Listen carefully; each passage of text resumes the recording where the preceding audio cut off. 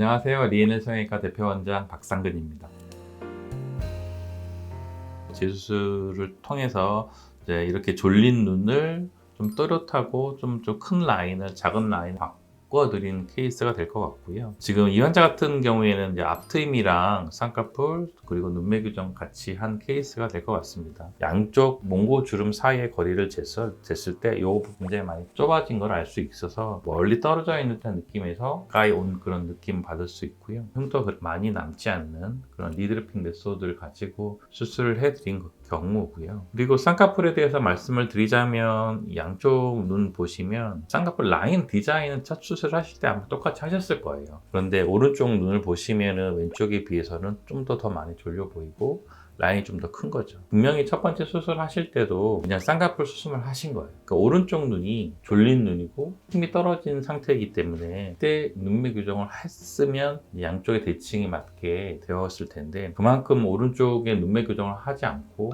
그냥 단순 쌍꺼풀만 하신 경우가 되겠죠. 라인이 크다는 얘기는 그 자체가 그 눈 뜨는 힘이 떨어진다 라고 생각하시면 돼요. 오른쪽 눈이 더 안 떠지는 상태였던 걸 그대로 수술했기 때문에 오른쪽 눈이 큰 폴더가 됐고 더 졸려 보이는 형태의 눈이 되었다라고 생각하시면 될 것 같고요. 눈매 교정 수술을 같이 하면서 쌍꺼풀을 만들어 드리는 경우가 되겠죠. 우리가 사진을 찍거나 거울을 볼 때는 조금 눈을 좀 부릅뜨는 경향이 있죠. 그래서 술 전보다 술 후가 굉장히 또렷하고 시원시원한 그런 느낌을 받을 수 있을 것 같아요. 라인은 그대로 유지를 했고요. 눈매 교정을 하고 나니까 전체적으로 인상이 많이 바뀌죠. 눈은 정말 보면 인상의 굉장히 많은 부분을 차지하고 눈 수술 하나만으로도 많이 바뀌는 것들을 많이 보고 있어요. 눈은 그렇기 때문에 굉장히 힘들고 조심스럽고 그런 것 같아요. 수술을 하시고 나서 1년 정도 됐던 걸로 기억을 하는데 고민하시다가 다시 오셔서 수술을 한 케이스가 되겠습니다.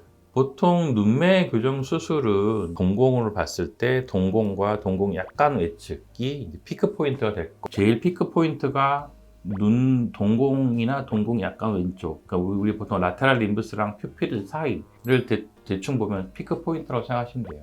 피크를 치고 위로 살짝 내려가. 실제로 이제 그 라인에 바로 눈매 교정 수술을 하는 건 아니고요. 그보다 좀 더 안쪽을 눈매 교정을 해야 이 부분이 피크 포인트가 되긴 하는데, 그건 이제 수술적인 부분이고, 전체적으로 눈의 라운드를 봤을 때 그래도 맨 꼭지점이 있을 거잖아요. 꼭지점이 되는 부분이 동공이랑 검은 눈동자 맨 바깥 부분, 그 중간 정도가 하면 제일 예뻐 보이고 또렷한 눈의 형태가 된다고 생각하시면 될 것 같아요. 사이점이 제일 예뻐 보이는 포인트예요.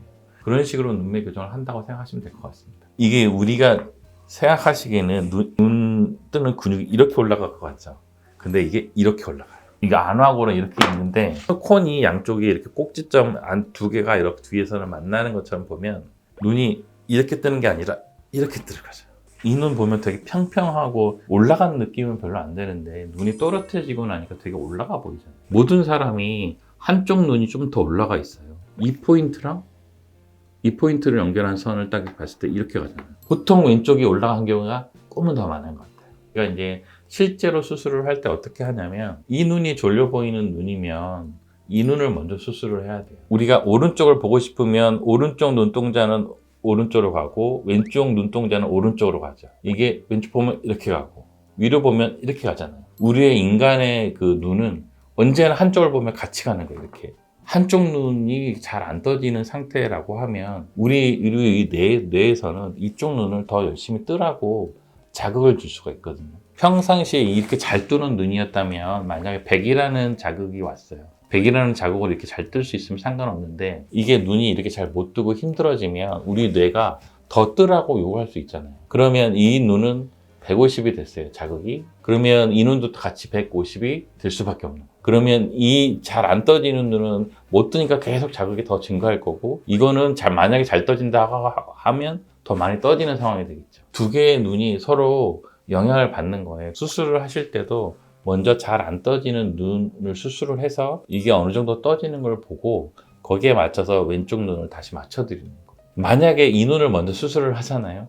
그럼 더 안 떠지는 눈은 더 안 떠질 수 있어요. 그렇게 되면 짝짝이가 훨씬 더 심해지고, 이 눈을 또 수술하느라고 수술을 다시 해놓으면 이 눈이 더 안 떠지거든요. 언제나 수술을 할 때는 더 덜 떠지는 눈을 먼저 수술을 하는 거예요. 눈매 교정을 많이 하시면 결국에는 어느 정도 우리가 느슨해질 수밖에 없기 때문에 그만큼 변화가 많이 와요. 일정 수준 이상 넘어가는 눈매 교정 수술은 계속 수술하면서 변해요. 그게 6개월, 1년, 2년, 3년, 4년, 5년 지나면서 계속 언젠가는 또 다시 느슨해서 일정 부분은 내려와요.